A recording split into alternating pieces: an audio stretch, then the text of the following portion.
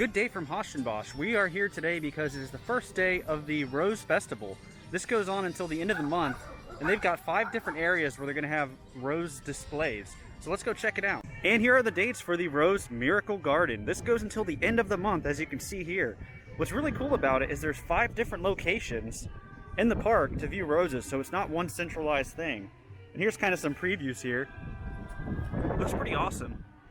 We'll try and check them all out. This is not actually one of the rose viewpoints. However, there are a lot of them here compared to last time. And it wouldn't be a Bosch event without a new bear. This is a rose bear for 2,600 yen. As we enter Flower Road, I want to point out that the new restaurant over here has quite a large outdoor seating area. Very slow today though. I must say, I am surprised how empty it is today. It's actually really nice out. It is a little overcast, but the weather's perfect. But there's not a lot of people here. I've seen the quick grab and go section open for the new Blueprint restaurant, but I've never seen this part open. We're approaching the first area, which is near the canal. And as you turn around, we have the art garden in that direction, which we'll go check out. The canal just keeps continuing on though. We'll look at more of it later. Before walking in the art garden, I kind of got distracted because this cafe over here has these delicious looking calzones. Especially that basil and chicken one. Just taking a look around, there's so much rose action going on. What's kind of funny though is in the middle here, this is where they had the lights up to make it like a maze. Still a maze, but they took down the light wall. We'll continue down the main pathway, which is over here, and that's where the projection waterfall normally would occur. There is no line whatsoever for the Ferris wheel. Let's go ahead and check it out. It's been a while. Here's an overview, and you'll see the canal flowers kind of going all along. Here is a view of the little maze section, some of the art garden, and as we continue, there is the main pathway, and there's the Dom Torin.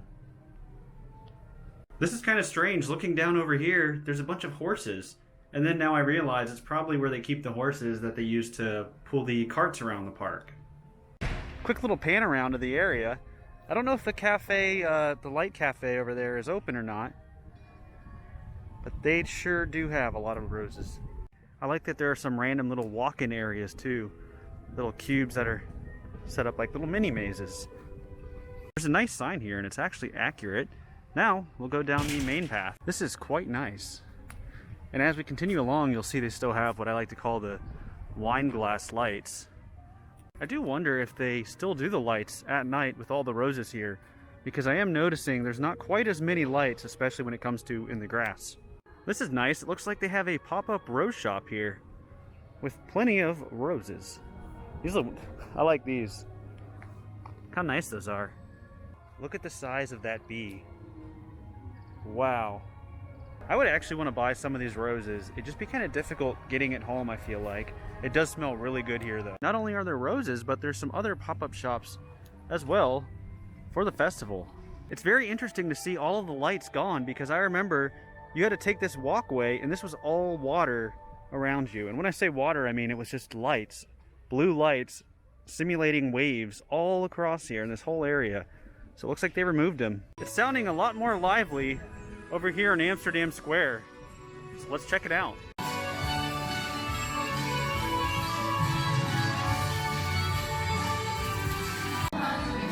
To the left of the show, they have the flower train out. I like how it's like a rose wall, basically all throughout the canal. Now, strangely enough, one of the rose viewing points is over here in my favorite hotel, which is Hotel Europe. However, I don't know if you're just able to go in there or you have to be a hotel guest to check it out. We'll go take a look. So I did ask, and we are allowed inside if we're just looking. And here's what we have.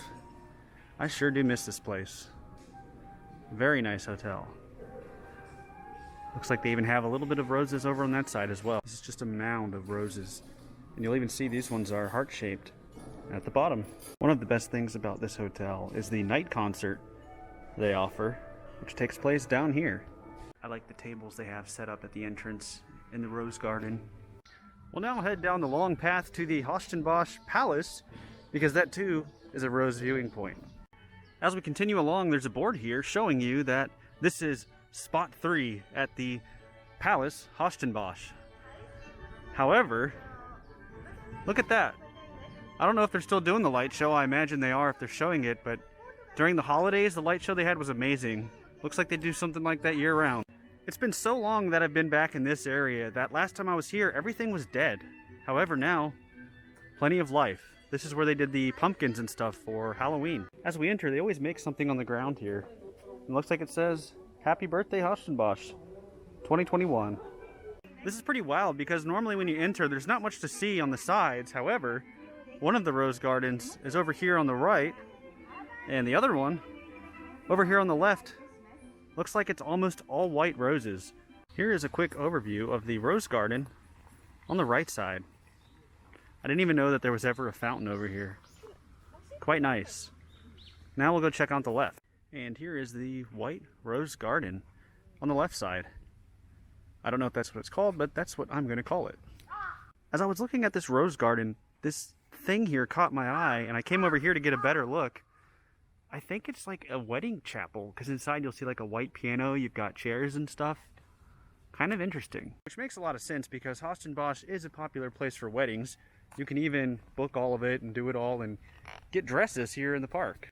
Now we'll continue along and go to the back side of the palace to see what that garden looks like. Funny thing is, back in the main garden, lots and lots of green, and yet no roses. Kind of funny.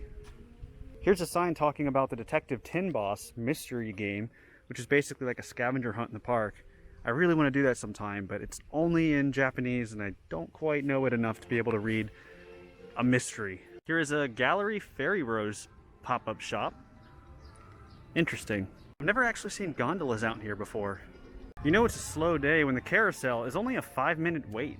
My favorite burger place even has a special for the festival. Look at the bun, it's like purple. It's a ebi katsu. Oh, so it's just a shrimp cutlet.